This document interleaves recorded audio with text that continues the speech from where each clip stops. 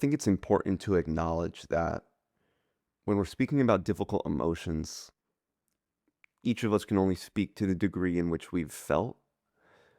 And especially now that I'm talking to this microphone to however many of you, that each person's process is different in feeling emotions. But the one thing that is a prerequisite of moving on and finding that sort of new found freedom and happiness is that we need to feel it, and we need to feel it really, really deeply. We need to feel it so deeply without an escape route. We need to sit with the grief.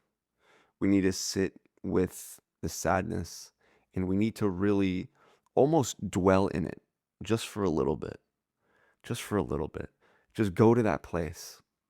Go to that place where it hurts. Go to that place where the aching is and where you could just fast forward time. Just go there and just sit there. Just sit there. Shed as many tears as you need to. Do whatever you need to. Scream out into the sky if you need to. Just be with those emotions. Don't move on too quick.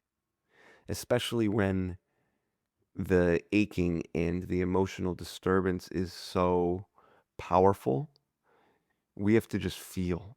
We have to breathe and feel. And every day we feel just a little bit more. And then soon enough, we'll be able to walk with those feelings. We'll be able to go about our day with those feelings. But the key is not to rush. The key is not to distract yourself, but to acknowledge from a sort of extremely widened view what has occurred. So if we're experiencing sadness, if we're experiencing grief, we have to acknowledge the situation exactly as it is. Situation X happened, and as a result, I am feeling emotions Y. That's exactly why it is. X to Y, 1 to 2. This is the reaction.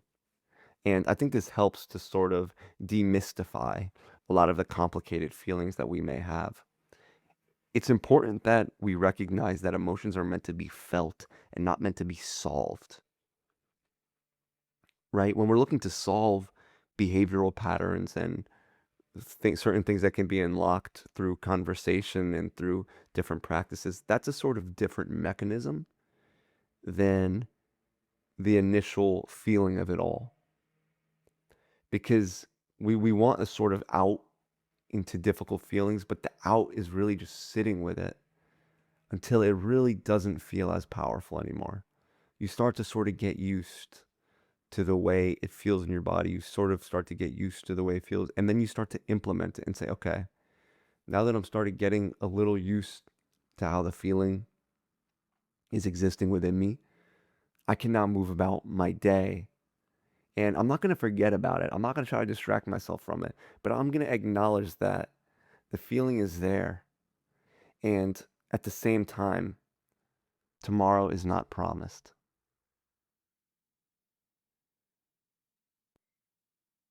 We have to acknowledge that as much as we may be blinded by a storm, by the clouds of emotion, that it truly does pass. And the point isn't to fill that void within us, that in an attempt to reconcile whatever has happened. But the point is that we can become fulfilled in other areas of our life, and slowly that void will close on its own. And it doesn't mean forgetting. It means letting go. It means accepting. Because that's the big thing. You have to accept that it occurred. And that even though that thing occurred, even though that heartbreak, that grief exists, in this reality, yes, in this one, in this very one in which that occurred, you can still feel more happiness than you've ever felt. You can still feel a sort of deep presence and comfort and letting go and surrender. But on initial impact, we got to feel a little bit like shit. We got to feel a little bit shitty just in the beginning. And then always remember, though, you can even write it on a whiteboard or in your notebook, in this reality, not in the one where that thing didn't happen, in this very reality where that unfortunate thing happened, in that reality, we can still be happy. We can still find peace. We can still experience ourselves in a childlike way. We can still have new connections. We can still find new purposes and reasons for why we love life. And of course, again, it's not about filling that void. It's about continuing to fulfill ourselves in other ways and letting that void heal on its own, letting that hole close on its own. So, breathing through the emotions, you can even sit down with your eyes closed or whatever it may be. And when you feel those emotions, sort of imagine yourself breathing through the emotion itself in your body, almost as if your breath is going into the emotion and then dropping out of the emotion out the other way as well. So you inhale deeply in the emotion, feeling it, and then you exhale as well, feeling that emotion deeply. We want so bad for someone to come, whether it be a teacher, a spiritual guide, whatever it may be. We want someone to come and say, here, use this and escape your pain. And that's why people turn to bad habits. That's why people turn to unfortunate addictions or whatever it may be, because those create the illusion of a way out. But the way out is the most difficult path. And that's also accepting the reality of the situation. In this reality, in the one in which that bad thing happened, it's going to be difficult at first, but enough time will pass to the point where those emotions that feel really heavy right now will feel lighter. And the point right now on initial impact is not to be your best self. It's to be a vessel for who you are to experience the emotions that are existing right now. We can detach from any idea of who we need to be. We can even detach from future aspirations just in the immediate moment. And shortly after, we learn to bring this sort of dark feeling with us, and we sort of just shine our light on it continuously through our actions and through our accepting. Because what happens is we start to feel guilty maybe for being happy when difficult emotions are still not completely rectified. But it's actually a paradox, because the guilt itself is part of that same energy. And that's when we can't allow the difficult emotions to twist and sort of sabotage themselves in a different way. Just because something has happened doesn't mean you are obligated to feel sad. But if the sadness is there, feel it. But don't let the sadness turn into guilt. Don't let the sadness turn into anger.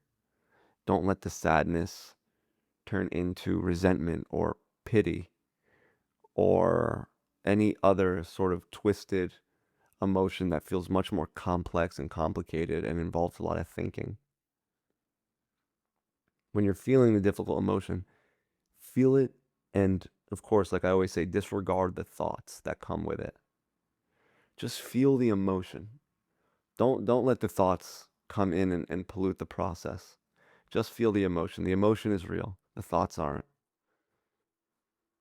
This sort of inner emotional body that we all have, sort of, it rewards us for sitting in awareness. It rewards us for feeling things deeply in a way that the thoughts won't.